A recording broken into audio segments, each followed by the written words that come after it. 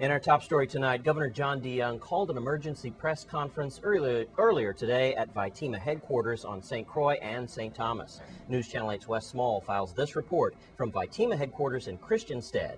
Thank you very much, Jerome.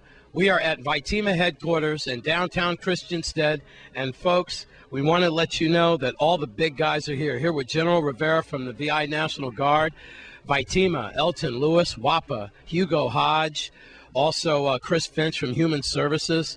The entire dream team is here from Vitima and emergency entities, all headed by this man, mostly the general here, General Rivera. Well, sir, it does look like we're going to get some of this in just a few hours. You could feel the wind picking up here. August 1st, it's like this is it. We need to keep our heads up. You've been here for a while. What is your gut telling you, sir, about this one? Well, to tell you the truth, if the predictions are correct, we'll get a lot of wind and rain. Yes, sir. And that's good enough. One is all we need to start a whole bunch of cascading problems. But we are prepared. The Guard is prepared. Very good. All of our troops are here. I don't have any units deployed. And should the governor activate us, we are ready to respond. Very good. Right now, we're going to go to that emergency press conference headed by the governor and all of his chiefs of staff, like this brave man here. And all we could say is, folks, keep your heads up. Let's go to that press conference right now with words from the governor. Before we do that, curfew, sir. I didn't hear that word mentioned too much today. Could there be a curfew on the horizon, or is it too early to call? Too early to call. We got to make sure that we have an event. Right. We just don't want to go out there and put everybody under a restriction like 12 hours. Right. Want to have everybody able to have a free movement to go and take care of their businesses, their families, and what have you.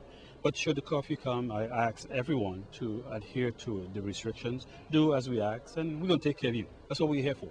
Very good. And if you media people out there or nonprofits, you need help with your press passes and so forth, we urge you to get with Miss Christine Lett in Vitima and do that now, or the head of your organization. General, I know you're very busy. With that, thank you for spending time with us. Now let's go to that press conference. For the last several days, the Public Works, WAPA, Human Services, and the Police Department, we've been able to assess and look at our ability to handle the storm and our efforts towards a recovery. While it does appear that we may be spared the direct impact and that it may remain south of St. Croix, and portions of the territory will see gusty winds, a tremendous amount of rain. The most important part of today especially is that we are prepared between now and the month of November as we enter this hurricane season. We have made arrangements with all our suppliers to move material forward in the event that what we have sort of the actual number and amount on a rush basis. We have not only what we have provided our reserve being for Florida. We are well prepared.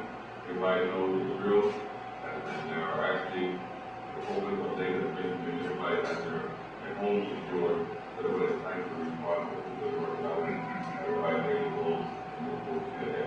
The plan right now, depending on we will be guided by the weather, is to open the shelters at 4 p.m. on Tuesday, and then they would remain open as needed. We are for St. Croix. We are planning to open the shelter at the St. Croix Educational Complex, on St. Thomas, at the Sugar Estate Head Start Center, and on St. John at the Julius Sprouse School. Now, depending on the progression of the storm and the need, a final decision will be made tomorrow, no later than midday tomorrow, as to whether all three of the shelters are needed. Right now, let's go to the head of Vitima, Director Elton Lewis. All right, well, I looked at your expression after we heard from Chris Finch, Human Services, Darryl Smalls, Public Works, Hugo Hodge, and WAPA, and I have to tell you, you look pretty pleased. You look like all your entities are under control, and you look satisfied, like there's no need to panic, like everyone is working on the same side and in concert with one another. Well, obviously, Wes, we take our lead from the governor of the Virgin Islands. He has full sight. We've been keeping him up to date, briefing him just about every other day on our preparation, not only locally, but with our federal partners and the military as well. So yes, I am very pleased with the progress that we're making in terms of preparation to take care of the people of the Virgin Islands. At Vitima, I'm Wes Small for News Channel 8. Thanks, Wes. And do you have your hurricane disaster kit prepared? News Channel 8's Wes Small has the details. Thank you very much, Jerome. Stronger, safer, smarter. Those are the 3 S's since Hurricane Hugo. We always prepare for the worst, and we hope for the best. Here at the American Red Cross St. Croix chapter, we're going to get right to it. We're going to go inside and talk to Miss Marla Matthew.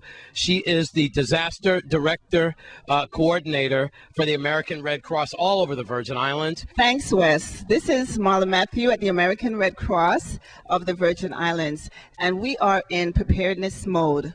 We are asking all our residents to be ready by having 3 things: a kit, a plan, and also being informed.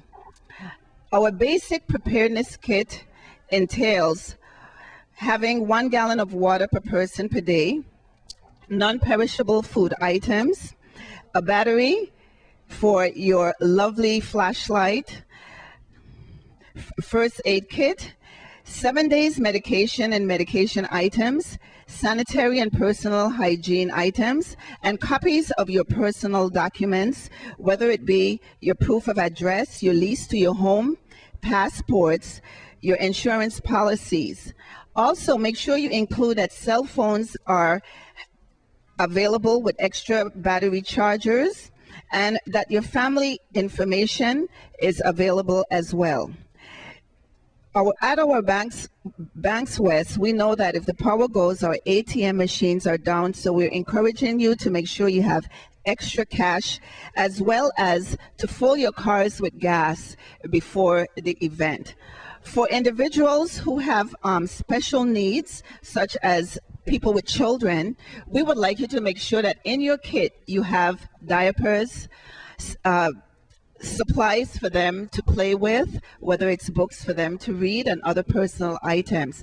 And for our senior citizen population, please ensure that you have recorded all your medication, your serial numbers for any special items that you may be using. Wes, if we are going to open shelters, the shelter sites are on St. Croix. It is the educational complex. On St. Thomas, the prospective shelter site for this operation is going to be the Head Start building in Sugar Estate on St. Thomas. And on St. John, it will be the Julia Sproul School. But with this, these are the sites that have been identified if we are going to open shelters. Well, there you have it, folks. Time to batten down the hatches. News Channel 8 is now in hurricane mode with Vitima, the governor, the entire territory. Please don't forget those who cannot help themselves, the little ones, people with special needs, senior citizens, the have-nots. Okay, now is the time to forget petty differences and to love each other. Okay, and keep your head up, all right? News Channel 8, we're going to be on as long as we possibly can.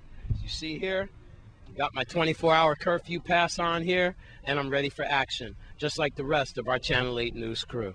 Best to you and to your family. Keep listening to the radio and the TV if you can. Get all your batteries. It's time to hunker down. At the American Red Cross, I'm Wes Small for News Channel 8. We want to thank Red Cross for coming through with us tonight, as well as Wes Small for bringing us that story. And just when will we see weather from this disturbance? Well, of course, we are in the waiting game as it is right now, and while no weather report can be completely accurate due to Mother Nature's play with her own weather and her storms, we can tell you we're looking at about an 80% probability of this storm becoming more cyclonic, which means it could become a tropical depression or a tropical storm within the next 24 hours. The good news is that percentage has gone down since the weekend. We started on Saturday and Sunday with 100% probability, and now just this afternoon we've learned it has gone down to 80%. Hurricane hunters have been dispatched and are monitoring this system now as we speak, and more information will come to us about this disturbance as it culminates. The current location at this time is 15.3 north and 60.5 west, with wind speeds at about 35 miles per per hour. If we see this thing develop within the next 24 to 48 hours, it will be our 5th storm of the hurricane season for 2011, and that name will be adorned as Emily. Now, we've got more news coming up for you after the break, soccer, as well as your Caribbean report. So stay with us on Channel 8.